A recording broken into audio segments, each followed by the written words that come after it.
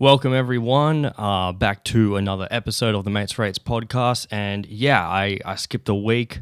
Really sorry about that. I'm not really going to get into it too much, but I was kind of going through it. I don't want to start this on a downer. I really don't, but I just kind of want to knock it out of the way. All I'll say is that for the last few months, I've been going through some shit. That's been a bit hectic, to say the least. As you can tell, I'm a lot better now. But yeah, I just needed a break. I just wasn't feeling it, and sometimes, hey, that's on like, mental health shit. So, but I'm back. Maybe one day I'll tell the story of what I've kind of been through, but that doesn't matter. Right now, all that matters is that I'm back in this bitch. I'm sitting here and I'm talking to you, and welcome to the shit show. So before I dive into anything, I always forget to mention this. I have an email, okay? Yeah, wild concept, right? Fucking nerd on the internet has an email. So the spot is matesratespod@gmail.com. Now, why I'm plugging this is I want to hear some crazy shit. I want to hear stuff that I can laugh at. If you guys have like a story that you want to talk about, or if you're like, hey, this podcast episode fucking sucked, I'm taking any and all emails at this point, really. I'm sick of just like refreshing my emails and just getting all like my spam link stuff as well as my work emails. So I just kind of want to make it a bit more intimate. Like, I know I've got an Instagram where, you can DM me and all that type of shit, but that doesn't matter. And the Instagram is Mates Rates Podcast. If you wanting to go follow it, but honestly, I just post on there when I've got a new episode. But you already know what it is if you've been listening to this from day dot. It's Wednesday or Thursday, sometime once a week. That's all I'm doing, once a week, So a lot of shit happened. A lot of shit has happened since that week that I missed. First and foremost, I got a haircut yesterday, and I know I'm starting off weird, but I got a haircut, and it might be the most expensive haircut in the world because, so where the spot was around the corner from my house. I live just off a main road, and I just went through the lights to turn, and the dude in front of me sped up, and I was like, sick, I'm going to make it through this set of lights. Sped through. He gets over the line and then just stops, like just slows down dramatically. And I'm like, well, I can't stop here because I'm basically already over the line. And if that goes red, that camera's definitely going to flash. So I just sent it.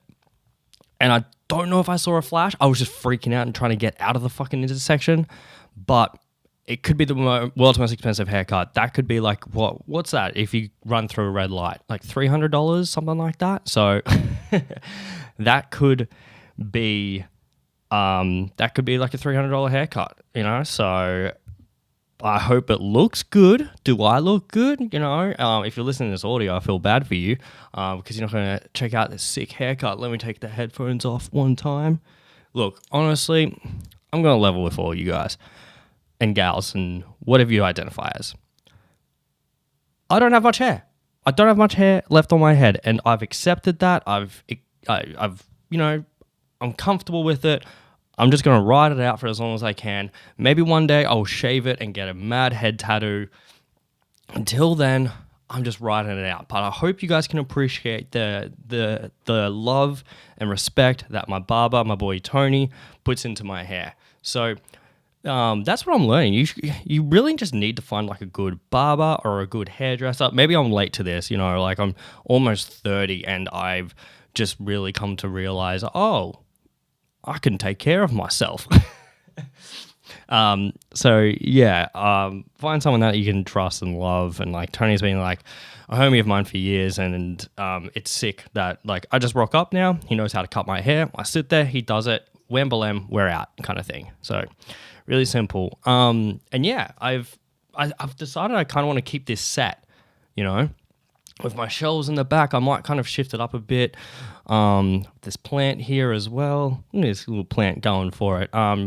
Shout out to Caitlin for making sure my fucking plant doesn't die, because I've got one plant. She's got like 20 of them, but I've got one. And I still fail to look after it. So I'm trying to be a good plant dad. One for the plant and two for my marriage. So shout out to that.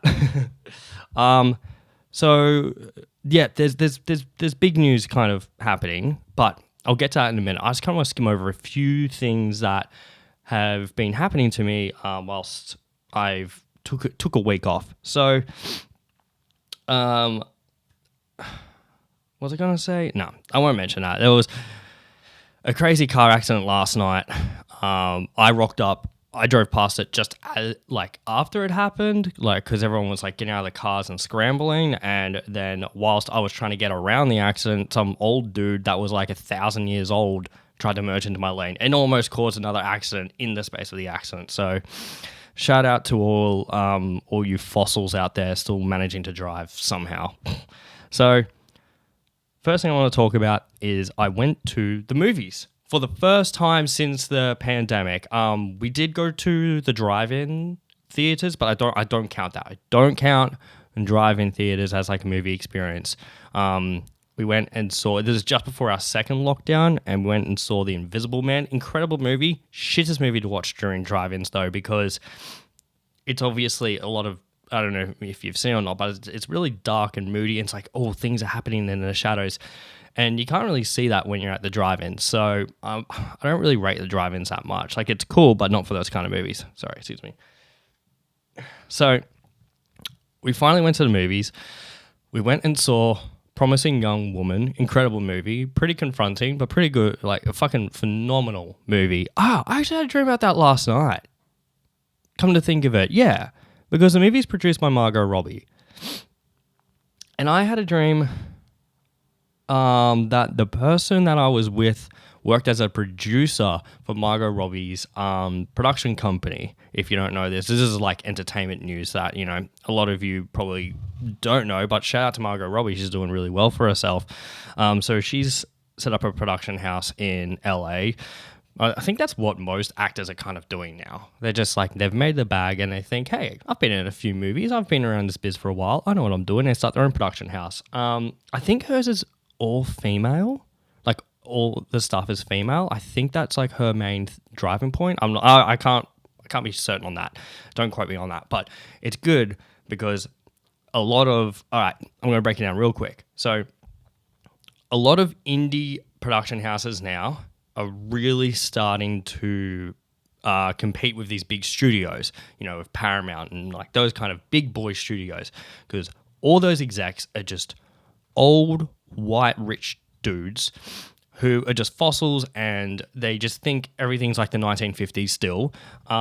So what's happening with companies like A24 and Margot Robbie's production house, and there's a bunch of others now as well, is they're starting to do great films on indie budgets. And I'm talking $5 million. So that's a lot of money, but that's still in the industry is considered an indie budget. The Paramount studio kind of movies, they go for minimum 50 mil, okay?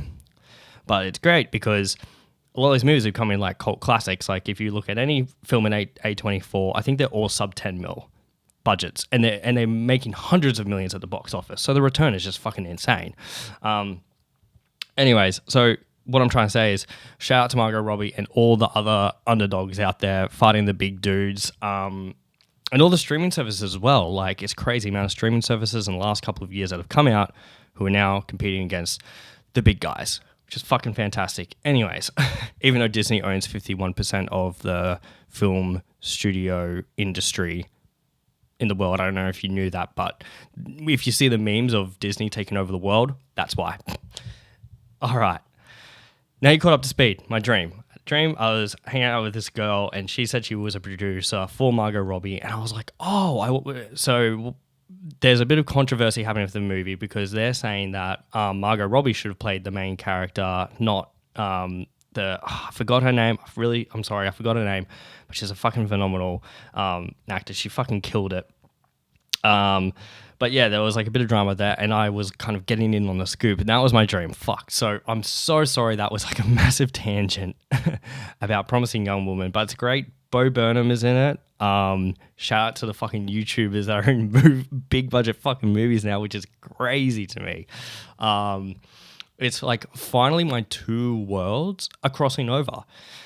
You know, I don't know if you guys have watched Bo Burnham's stuff, but he just used to do funny like songs and shit like that. And he kind of popped off on Vine. And yeah, now he is a writer, director, and an actor in all these fucking big movies now. So congrats to him. So we went to the movies, and it was a rooftop cinema. So it wasn't the full movie experience, but pause. Let me fucking tell you something. Rooftop cinemas, they're great, but the thing is, when we got up there, we all had headphones. And a little thing about me is I've got really shit hearing from all my years in the music industry. So I was like, are you kidding me? And the headphones were pretty decent, okay? They're not like these decent ones that I've got from Audio-Technica, but they're just like, they're pretty good. You know, they're better than airplane headphones, okay? If you think of these headphones, which is like a couple $100, and then airplane headphones, these ones are kind of in the middle, more so leaning towards like these ones I've got on. And they're Bluetooth, so it's great because I went to take up a piss. I got up to like piss during the movie. I could still hear everything. I could just imagine like someone coming into the movie, like into the toilet, not knowing that was happening upstairs, and just being like, the fuck, why is this dude wearing headphones while he's taking a piss at a movie theater? Like, what's this dude's deal? So I am pledging that all cinemas now should have headphones, because the amount of times that I've been to movies, and it's probably happened to all of you as well that are listening to this, at some point in your life you've been to the movies, and there's that one person or group of people that won't shut the fuck up. They won't shut the fuck up. They just keep talking during the movie. I'm like, bro, do you understand? I've probably ranted about this before on this podcast, but do you understand how expensive movies are now? I'm not here to listen to your conversation. I'm here to watch the fucking movie, and I'm here because, you know, best thing about the movies and airplanes is during that time, I get to completely switch off. My phone is off and I'm fully focused on what's happening in the moment. I'm getting better at that, but, you know, as a freelancer, I'm often distracted by phone calls, emails, blah, blah, blah. But those two times, I can just switch off and just be present completely. And it's fucking fantastic. So I reckon that just regular movie theaters should have an option for you to have headphones, or bring your own Bluetooth headphones, because these ones are Bluetooth, pair it with the cinema thing, and then just enjoy yourself. I think I'm onto something here, and I might pitch it to Hoyts or Village, something like that. So that was my movie experience, but yes, I'm very happy that cinemas are back now. Cinemas are back. It's so good. I can't wait to go watch a shitload of movies in the future. Once, you know, the movie industry is popping off again, which is currently popping off in Australia. Fun fact. All right, so something else happened before the big thing. I got my PS5. So in the last episode, someone tried to hack my bank account, and I almost didn't get my PS5.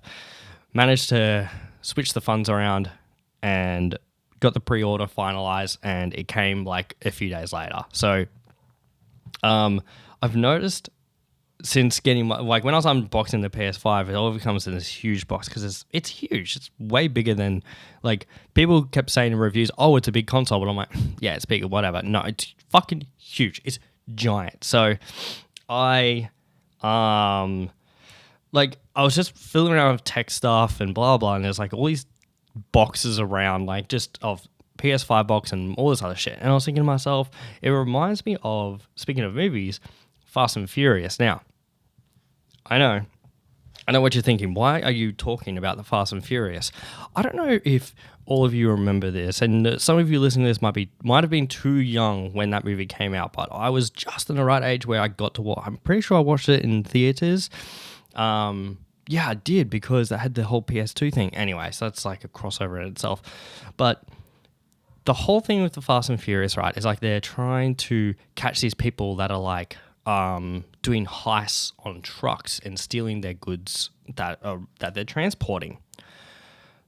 And I remember as a kid being like, whoa, they're stealing all this shit. Whoa, it's like probably worth so much money and blah, blah, blah. Do you know what they were stealing? Because I recently watched that movie, like, I don't know, probably like in the last 6 to 12 months I've watched that movie. Guess what they were stealing? DVD players and like surround sound things. And I understand, like, yeah, they're worth a lot of money, but not back then. Because when Fast and Furious came out, DVDs were like just becoming a thing, but I still don't think DVD players were that expensive back then because they were made for like mass production. Like everyone had to get a DVD player because VHS was coming out. I'm a dinosaur. I'm a dinosaur. So, it's having all these boxes around just reminded me of it, and I was thinking like, was all that shit really worth that much? Like they would steal like a pallet off a truck, and that would have like 20 DVD players and blah blah blah, and like it would probably equate to like $5,000 worth of shit, 10,000. I don't know. That's just like my thoughts on it. I just found it weird that out of all the concepts they could have had of what they were stealing, it was just electronics, and not even good electronics back then. Like, why couldn't it have been anything else? I'm trying to think of something that would be worth more than electronics. Because they didn't even have TVs, I don't think, that they stole. It was just like DVD players and surround sound systems. Maybe that was like that whole movie was like a marketing plug for DVD players and shit, like Panasonic. I think Panasonic's like not even a thing anymore. Anyways, all right, on to the big news. Stonks. I'm getting into them. I'm getting into stonks. Okay. It's true. Like, and not. We'll get into why in a minute. But you know, I've done it. I've swapped out, my Pornhub tab that I had in my browser. I swapped that out now, and I've got my trading apps there now. I'm going all in. Okay. So I've swapped them out with ComSec and eToro, and of course Reddit for Wall Street bets. So that was entirely a joke. In case any of my family members are listening. So yeah, the whole Wall Street bets thing and GameStop. So to give you context, I have been looking into stocks for months now because I have been self-employed for most of my career life. And I don't have superannuation. I don't have a retirement plan. So that's why I was looking into getting stocks, because I was like, well, at least I can put money in there. And then in the future, it'd be worth something, retirement, or whatever, just an investment thing. Because, my parents actually invested in stocks as well. So I was just like, yeah, sure. It kind of makes sense. Like, even though my parents lost everything in GFC, I was like, I was still investing in stocks, So, yeah, you might have heard a couple of things about the GameStop shorting situation. I'm not going to go into details of why you should what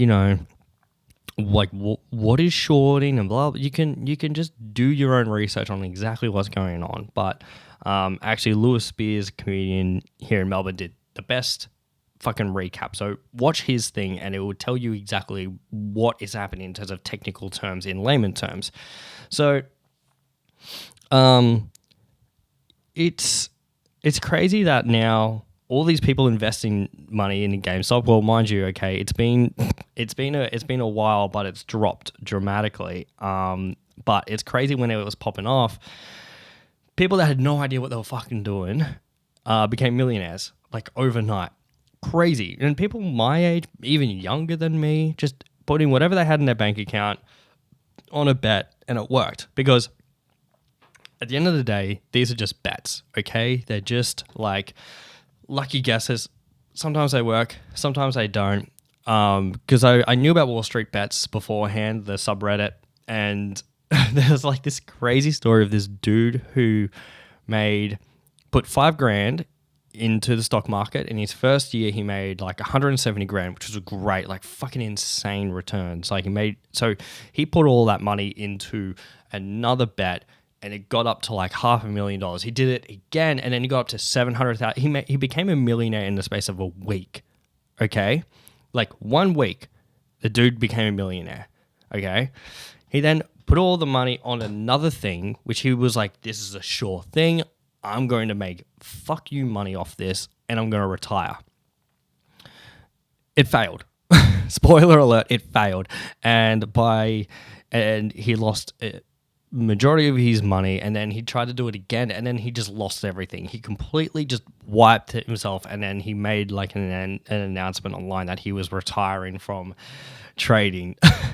So that's how sometimes this shit works. It's just literally gambling, but it's just more educated guesses rather than just putting money into the pokies, for example.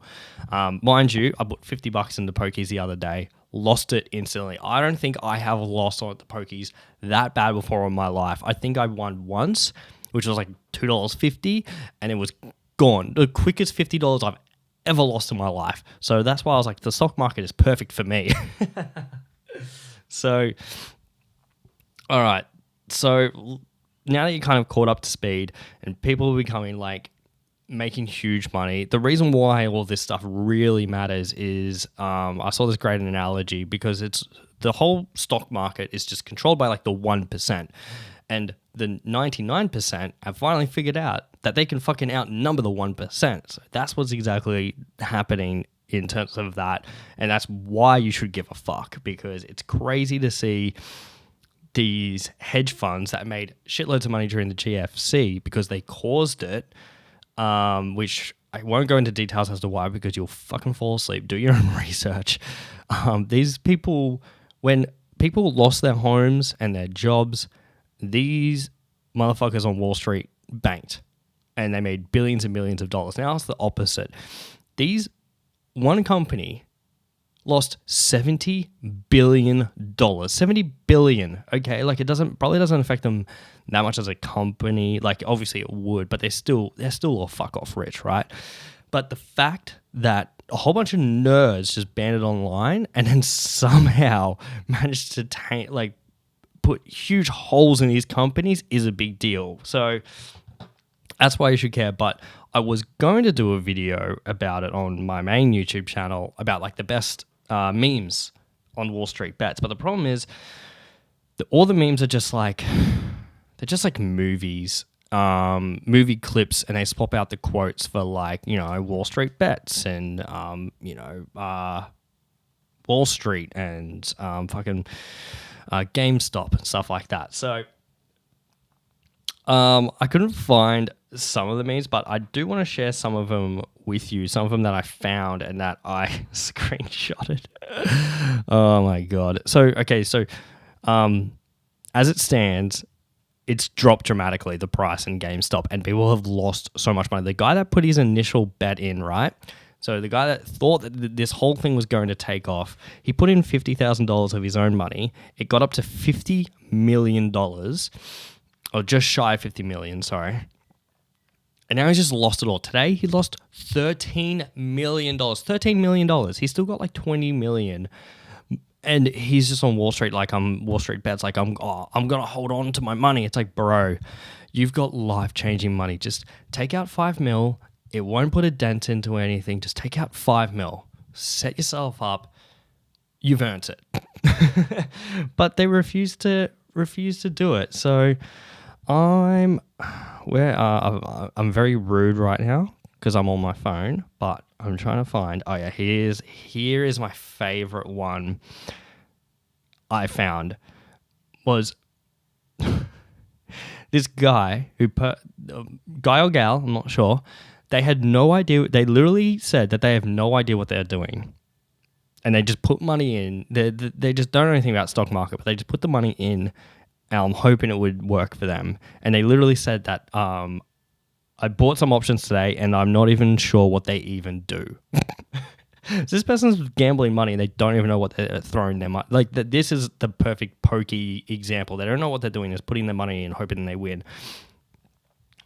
This person managed to buy a Tesla, a brand new Tesla, for $156,000 outright off their winnings. Like, that's bananas. Like, to show you how much money these people are making. Oh, so where I screenshotted some other stuff. Just looking through my screenshots, I couldn't find anything. But yeah, it's wild, man. It is honestly fucking crazy. The people that are earning life-changing amounts of money on this is really, really cool. But yeah, some other like honorable mentions on this. Oh my God, I feel sorry. This one person put their entire portfolio, which was $1 million, their entire trading portfolio into GameStop at its highest, and it's now dropped like a third of the price. He's lost like hundreds and hundreds of thousands of dollars. I'm like, fuck, man, what are you doing? So, yeah, that's kind of where I'm at, and my investment strategy for me personally, I'm not doing this Wall Street bet bullshit. I don't have the fucking time for that, but I'm putting my money into weed, which that's just my thing, I guess. Like, I'm a big supporter and advocate of cannabis use and research in Australia, and just the other day a company announced that they're going to be the first ones in Australia to legally do over-the-counter CBD oil purchases. So it's 10 a.m. right now. It just clicked over 10 a.m. and I'm going to go sink all of my money into that. No, I'm going to put some money into that stock because obviously like that one's kind of going up. And then like I'm just putting my money into like renewable energy shit. But yeah, it's crazy. Like, well, this whole thing could either work really well for me or really terrible for me. I don't have plans on buying a house. Like, the housing market here in Australia is fucked. Like, I was going to say, I'm sure some old people listening to this would have something different to say, but no one over the age of 35 is listening to this. But yeah, like I was honestly looking into mortgages. I was looking into what my wife and I would need in terms to buy like a decent priced house, like 1 to 1.2 mil kind of house. Obviously, the big hurdle is the deposit. But then even the mortgage repayments, I was like, fuck, like this is... And yeah, you might be thinking, whoa, 1 mil, 1.2 mil, that's so much. Not here in Melbourne. That's like a standard house. Like, it's... In my area, the median price is like 1.8, something like that. So yeah. And like the mortgage repayments on them are like $4,000 a month or something like that if you put like 20% down, probably more. I can't remember now, but all I know is that's way more than what we're doing for renting right now. Right now, renting, we're spending like $2,000 a month. So I was like, well, I can put that extra $2,000 a month that I'm saving on not paying a mortgage and just funnel that into stocks and hope it works out. So yeah, it's the thing I was going to mention about the whole Wall Street bet things that I'm finding really cool and really interesting is that the people that are posting on their earnings and shit, they're posting these stories about how their family was affected by the GFC. They're all people around my age, so they would have been teenagers when the GFC happened. Yeah. Teenagers or younger when the GFC happened, and they're like, yep, my parents lost everything, or like my relatives did and they had to move in with us and money was tight, blah, blah, blah. And they're doing this as like an act of revenge for those companies that did it. Because to give you like a rough bit of context in terms of why the GFC happened was that the banks were giving out mortgages to anyone and everyone. Honestly, just watch The Big Short. Incredible fucking movie, and that explains it perfectly. But to summarize, banks were giving mortgages to anyone and everyone, and they weren't looking into their finances, and a lot of people were getting behind on their mortgages, so people could tell that the housing market was going to burst. So all these fucking Wall Street people were like, well, we're going to bet that it is going to burst and people will lose their homes.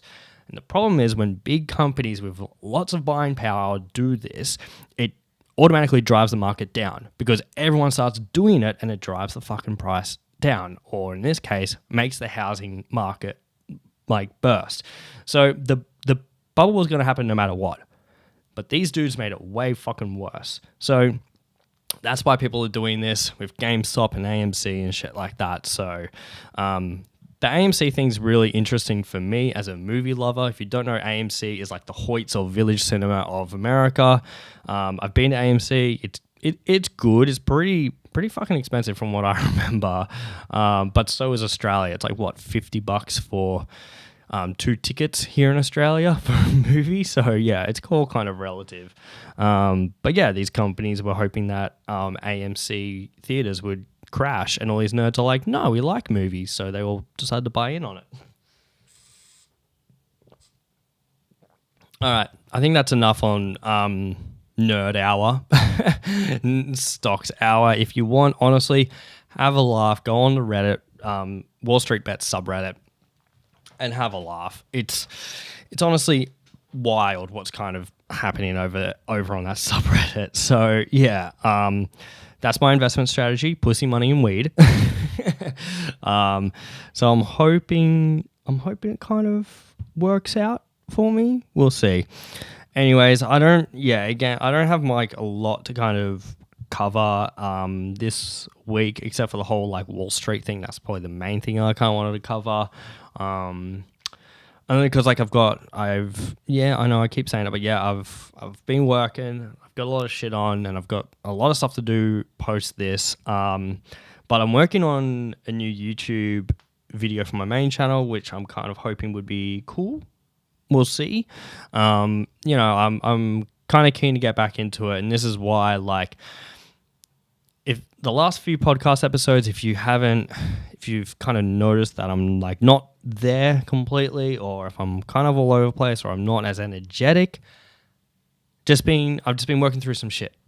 Okay, so, but I'm finally feeling good enough that I want to do more stuff for my YouTube channel and this podcast and blah blah blah. And I've got a cool thing happening for this podcast just to say thanks for everyone that has been listening. So again, the email matesracespod@gmail.com. I'll be announcing something kind of soon. It's not like a big thing is coming. It's just like a nice gesture to say thank you to everyone. It's not stocks. I'm not giving you guys stocks or anything like that.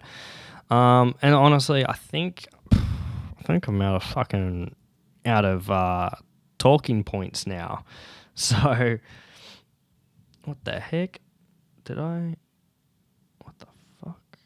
Oh, sorry. I'm sorry. I didn't mean to get distracted then. I thought something like really weird just happened. Anyways, all right. So I'm going to kind of call it there. I've got a lot to do today. So thank you again for listening.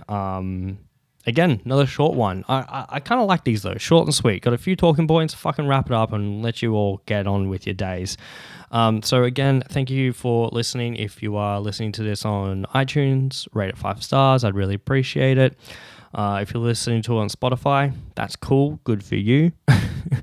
And if you're watching on YouTube, remember, like, comment, subscribe, all that kind of good shit. And yeah, next week, hopefully I have a little bit more to talk about. If not, I'll see you next week regardless, okay? I'm gonna fucking do it, and I'll tell you if I'm a millionaire or not by next week. We'll see. All right, that's it. I'm gonna call it. All right, peace and love, everyone. Thanks again. Catch us next week. Bye.